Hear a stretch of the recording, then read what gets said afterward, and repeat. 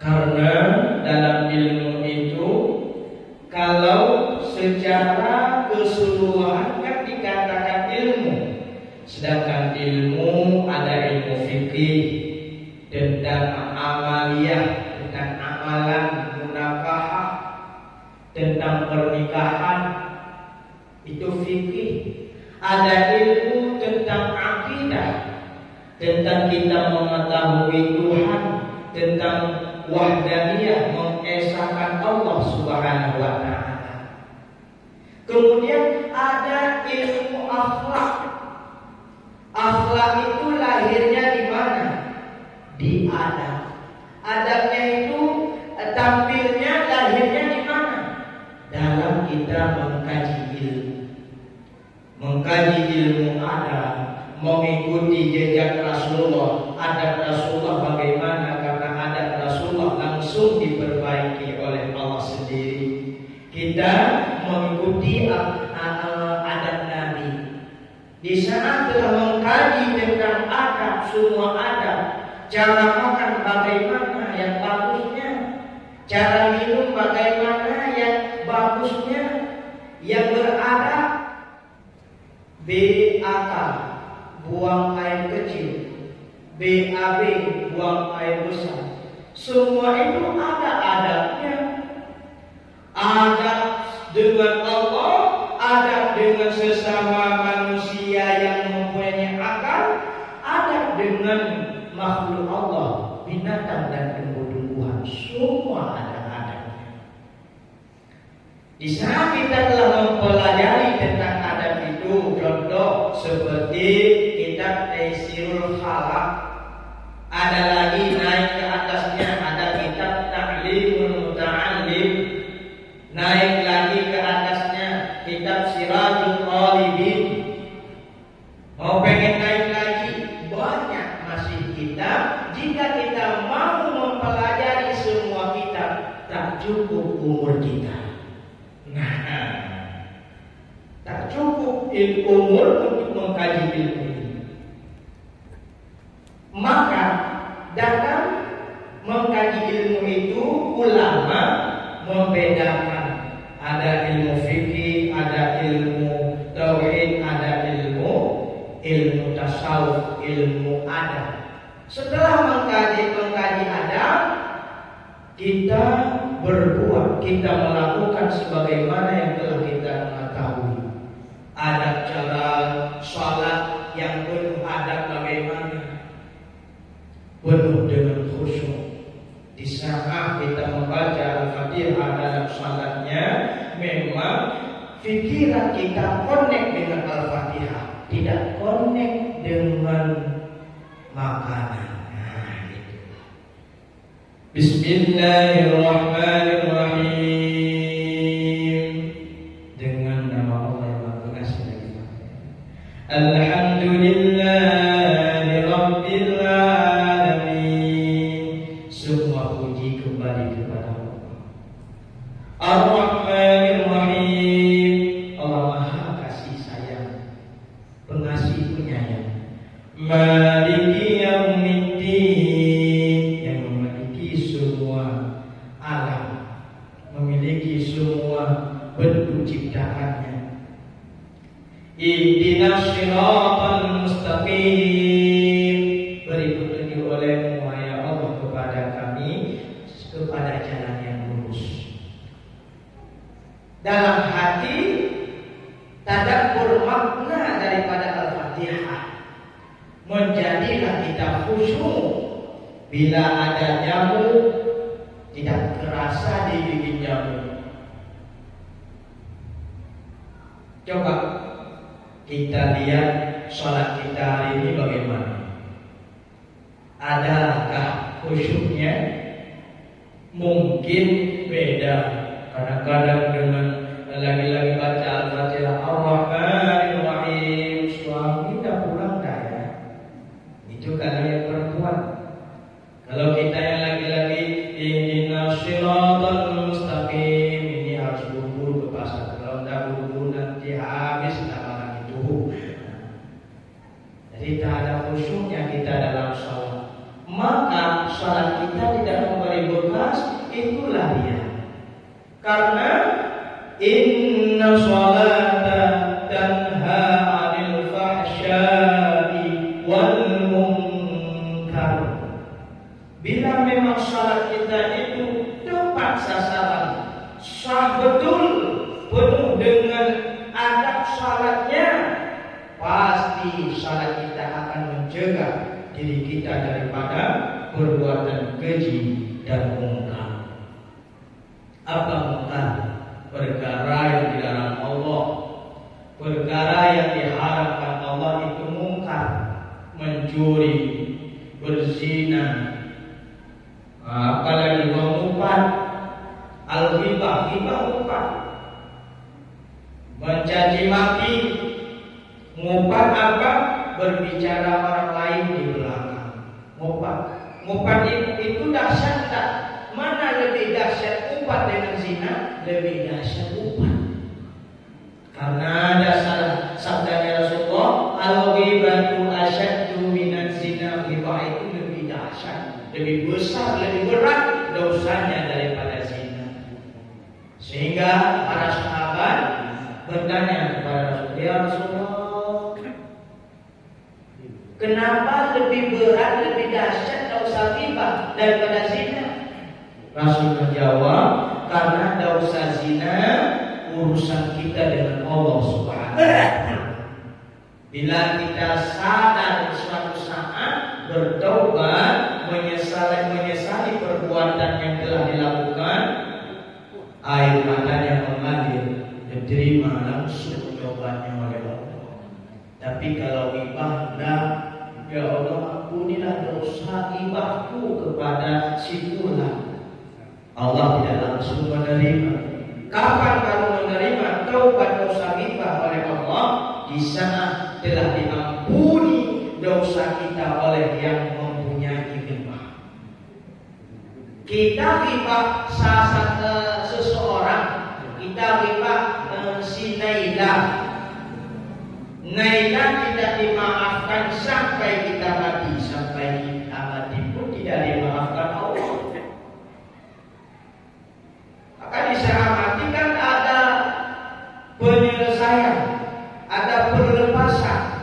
Bila ada dosa mayat ini mohon dimaafkan, ada sambutan tentang dosa, apakah itu dosa besar, dosa kecil, dimaafkan yuk. Ibu-ibu udah dimaafkan, iyo dalam hatinya ada dosa itu satu, itu sakit hatiku. Ya, masih ada dalam hatinya, itu belum selesai urusan kita dengan manusia. Maka lebih dahsyat dosa ghibah dibandingkan dosa zina. Semua dosa yang menyangkut dengan manusia itu dosa besar. Maka dosa itu dalam kitab Sirajul Talibin ada terbagi tiga. Ada dosa kita dengan Allah, ada dosa kita dengan manusia, ada dosa kita dengan diri sendiri. Dosa kita diri sendiri, urusan dengan diri sendiri. Ada dosa urusan dengan manusia, ada dosa urusannya dengan Allah. Di antara tiga dosa itu, mana yang lebih besar? Dosa dengan manusia. Kemudian dosa dengan Allah, meninggalkan sholat perintah Allah. Dosa dengan diri sendiri, menzalimi diri sendiri.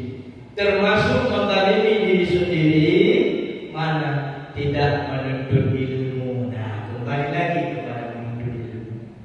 Maka sering-sering kita pakai doa Nabi Adam.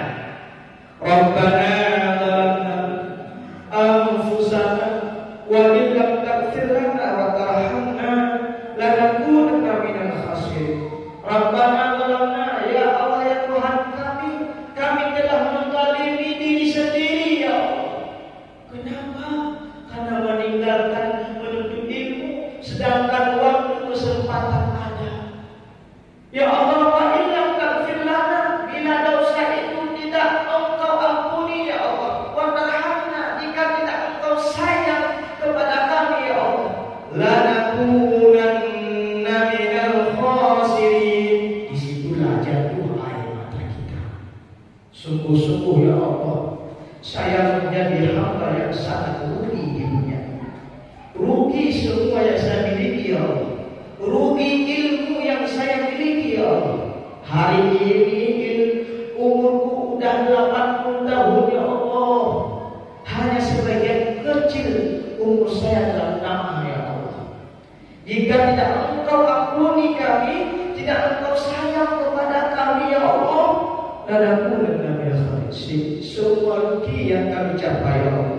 Rugi mempunyai anak, rugi mempunyai harta, rugi mempunyai jabatan, rugi mempunyai kemuliaan yang dimuliakan manusia, sedangkan Engkau tidak Engkau muliakan kami ya Allah.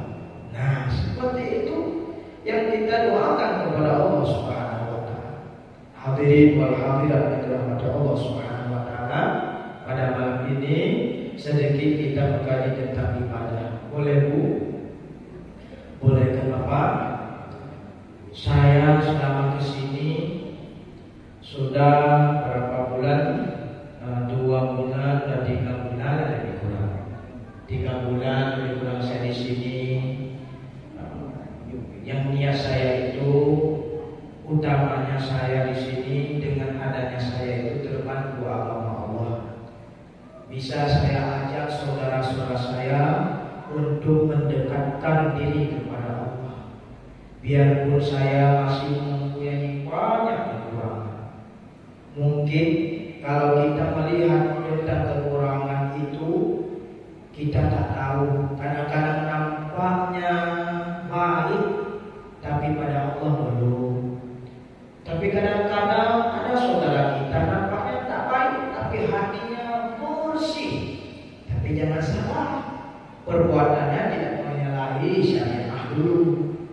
Hatinya baik, tidak pernah suuzan kepada yang lain. Disayang Allah, kita tak tahu dia orang yang disayangkan Allah. Maka ayo kita bersatu, ayo kita mendekatkan diri kepada Allah. Itulah tujuan saya yang paling utama di sini. Mungkin kalau saya tidak lama di sini, hanya beberapa tahun atau beberapa bulannya, itu semua kehendak Allah. Kita doakan saja, semoga Allah akan memberi yang lebih, yang paling terbaik untuk kita. Mungkin semasa saya masih ada di sini, ada ilmu yang saya miliki sedikit, bisa bermanfaat, bisa membawa berkah.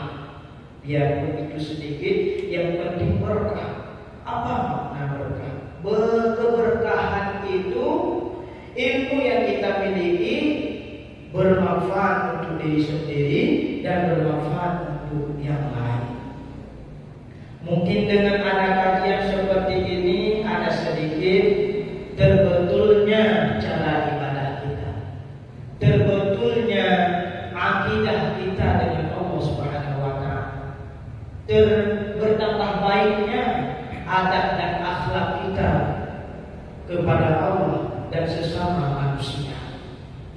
Hadirin wal hadirat, Bapak Ibu yang dirahmati Allah Subhanahu wa taala. Kalau kita mengkaji ilmu, selama saya di sini memperhatikan ada kekurangan tentang ibadah kita.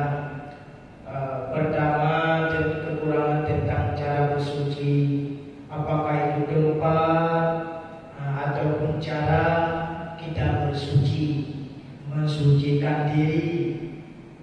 Kemudian cara-cara ibadah mungkin ada sedikit-sedikit yang memang harus kita betulkan. Hadirin wal hadirat, ibu bapak, orang tua kami semua yang dirahmati Allah. Namun pada malam hari ini kita tidak membahas semua tentang itu, karena menimbang waktunya hanya terbatas, kita kaji satu persatu saja. Ini yang sangat penting. Pertama sekali tentang cara kita bersuci. Bersuci itu yang penting sekali pada diri kita, cara mensucikan diri kita. Apakah itu dari hadas kecil atau hadas besar? Kalau hadas besar itu berbicara tentang janabah. Hadas besar kalau yang lagi hanya janabah, tidak bertambah. Tapi kalau kita yang perempuan ada lagi nifas, haid, itu semua hadas besar. Cara-cara mandi menghilangkan hadas besar itu bagaimana caranya? Air yang dipakai itu harus air mutlak, harus air bersih mensucikan. Tahir wa mutahhir, air suci lagi menyucikan. Air suci, mana air suci? Termasuk air kopi suci, tapi tidak menyucikan. Kalau air yang suci menyucikan hanya 7 dalam ilmu fikih, mulai dari air hujan, air laut, air sumur, air sungai, air mata air salju, dan air timbul. 7 air yang mutlak itu suci. Namun bila air itu sedikit, tidak sampai batas air itu, kalau dalam ilmu kita pelajari ilmu kitab bahasa Arabnya kullatain, 2 kulah. Kalau kita buat kulah itu batasannya mana? Pakai ukuran jangkal kita. Apa ini namanya? Hasta. Kalau jangkal ini ya. Pakai hasta tambah 1 telapak tangan. Ini batas sedang kita manusia, karena ukuran ini ukuran orang Arab. 1 hasta itu ukuran badan orang Arab. Sedangkan badan kita pendek, kurus, hitam lagi. Seperti badan saya tadi udah 1 hasta, harus tambah lagi 1 telapak tangan. Itu batasnya buat sampai 4 persegi. Kalau kulah di WC ini udah sampai batasnya, dan kulah sebelah udah sampai batasnya. Itu boleh kita bersuci secara bebas.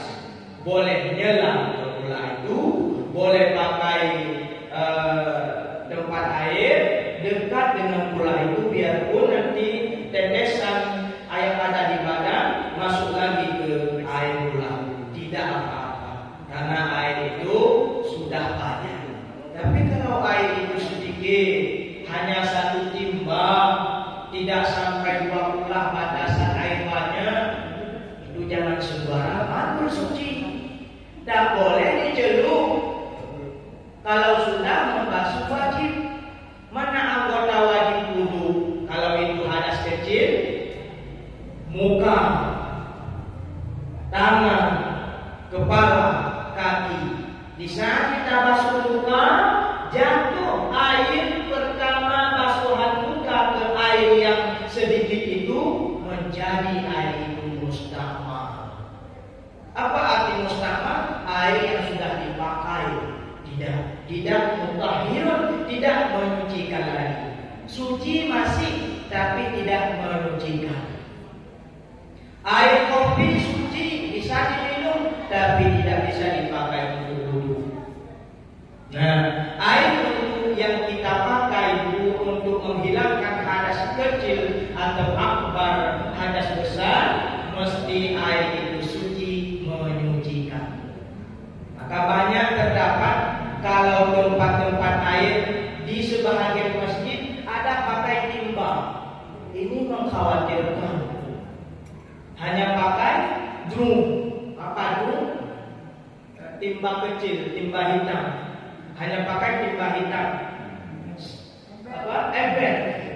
Ember. Bukan ember lebar, ember tinggi itu. Itu tak cukup air 2 kulah. Kalau kita di saat mensucikan BAB-nya, sedangkan air di WC itu terpentul ke air yang ada dalam timba, menjadi air itu menajis. Itu bukan air mustakmal lagi, menjadi air najis. Karena air yang terpercik tadi adalah air yang ada dalam proses fisik. Nah, kan bahaya. Kalau di rumah tidak ada ulah besar, buat aja apa itu namanya shower, shower ya, ya keran shower mandi. Nah, pakai shower mandi saja, biar bebas kita menghilangkan hadas besar daripada kita pakai ember kecil. Nah, itu baru kita yakin dalam ibadah kita nanti. Itu tentang bersuci. Setelah itu tentang cara-cara menutup aurat. Itu pun banyak ini perkara-perkara yang sudah nampak-nampak aja dulu.